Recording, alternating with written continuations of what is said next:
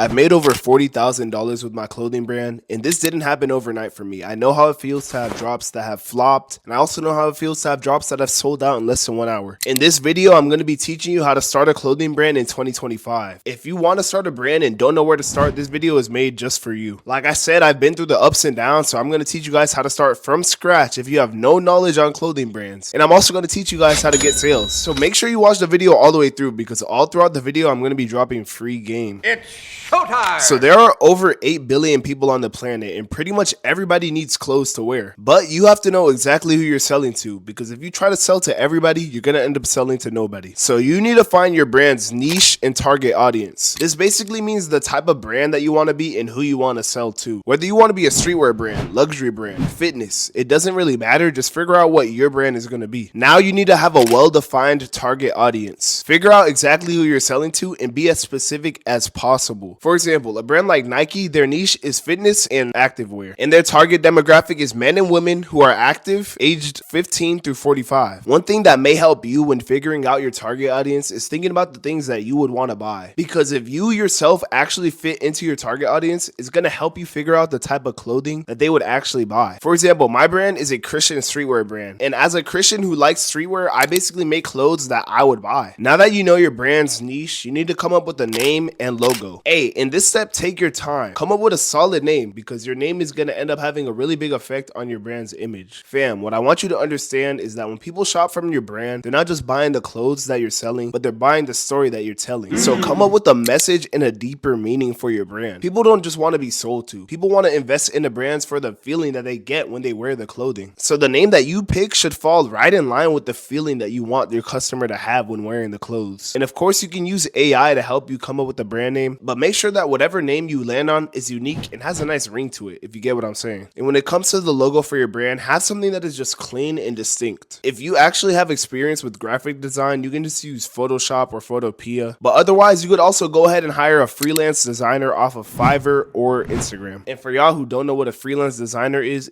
basically somebody that you just pay to make a design for you, and in this case it would be your logo. Now it's time to get the clothing made. So there's a lot of ways you could go about this, but it all depends on the type of brand that you want to run. If your designs are very simple, you should probably consider doing print on demand. Print on demand is basically when you have your manufacturer make the products and ship it directly to your customer. This allows you to fulfill orders without you having to pay up front for inventory or even handle the clothing at all yourself. So for print on demand, you don't have to spend as much money on production before, because you're paying for the inventory as people buy. But like I said, print on demand is usually for more simpler designs, not really for the more customized pieces. But if you do want to create more intricate pieces, you're going to want to go the cut and sew route. Cut and sew manufacturers make your pieces from scratch, and they're able to make clothing with details exactly to your liking. Whether it be the type of fabric they use, the print, the wash, whatever, these manufacturers can work some real magic. But also, these manufacturers are going to be more costly at times. If you go the cut and sew route, you're probably going to need to work with a manufacturer from overseas, and the best way to find one of these manufacturers is through Alibaba. Let's say, for example, you need some sweatpants made. Go on Alibaba, type in sweatpants, and look for a trusted manufacturer. Make sure you check the reviews, check how long they've been in business, and if they look legit and everything adds up, reach out to them. Now that you found a manufacturer, you got to order something called a sample. So the sample is a single piece that you get to test out the manufacturer's quality. You're basically making sure that they know how to make exactly what you want before you spend money on a big bulk. The good thing about a sample is that you can use it to see if people actually like your piece before buying a bulk. And for y'all who might be confused, a bulk order is just when you order a higher quantity of clothing. And most manufacturers have a minimum order quantity on bulks, so you're probably gonna have to order at least 50 if you're ordering a bulk. But always double check. Just ask the manufacturer, what is your minimum order quantity? So when you're selling the clothes from a cut and sew manufacturer, you can either go pre-made or pre-order. Pre-made is when you wait until you get the bulk in hand, so you order all the pieces and you get them before you start selling. But a pre-order, you don't have to order the bulk beforehand. All you need is the sample. You use the sample for marketing, then you start getting sales, and with the money from the sales, then you order the bulk. But the thing about the pre-order is that people are gonna have to wait longer. With a pre-made, you can ship the stuff right out. But when you're running a pre-order, it's usually weeks before your customers actually get their products. So basically, a pre-order is better for the people who want to start brands but don't have as much money to start with before. But if you decide to run a pre-order, please be transparent with your customers. Let them know this is a pre-order and it's gonna take however many weeks to get to you. Because if you don't tell them, they might charge back, which is basically a complaint that they file through their bank to get their money back. And if enough people do this, Shopify can hold your money or even shut down your account. So be transparent with your customers and communicate with them. So the next step is gonna be getting your website up and running, bro. Right now, the best platform for making a website is probably gonna be Shopify. And you can use my link in the description to start off with a $1 per month trial, which should give you time to get your website up and running and hopefully start generating sales. And of course, you can cancel at any time if you're not feeling it. Now, when making a website, you're gonna have to choose a domain, which is basically what the site is gonna be called. For the domain, keep it simple. You can just use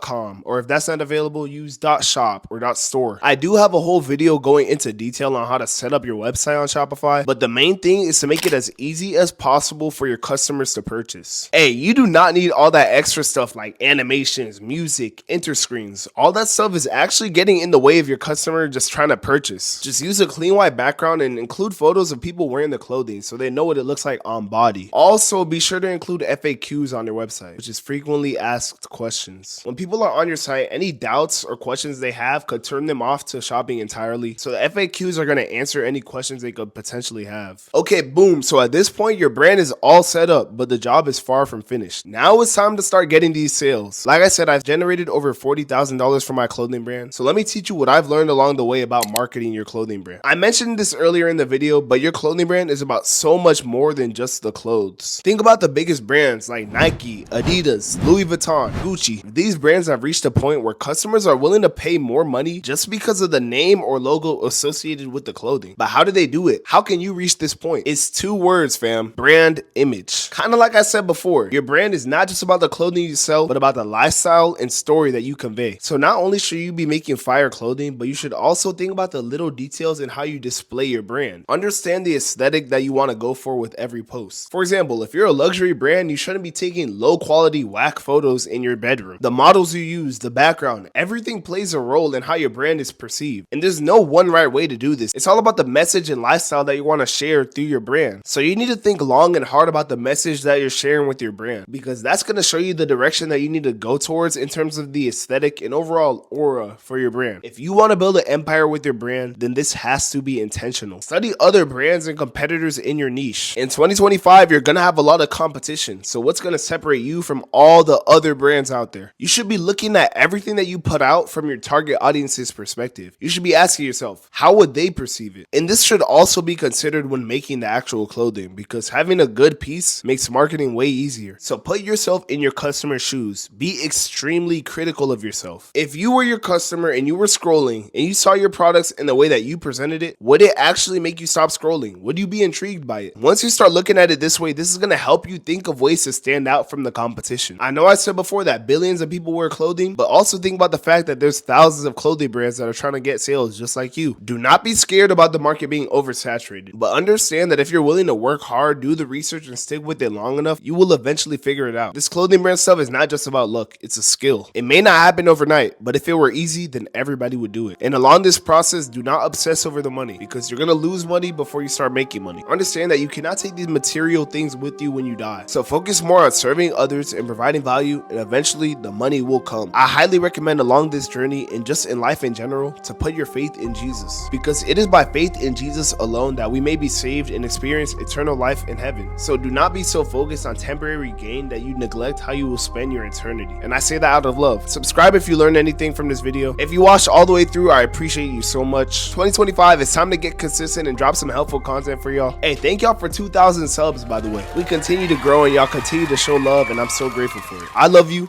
Jesus loves you more, and I'm out. God bless y'all. It's showtime.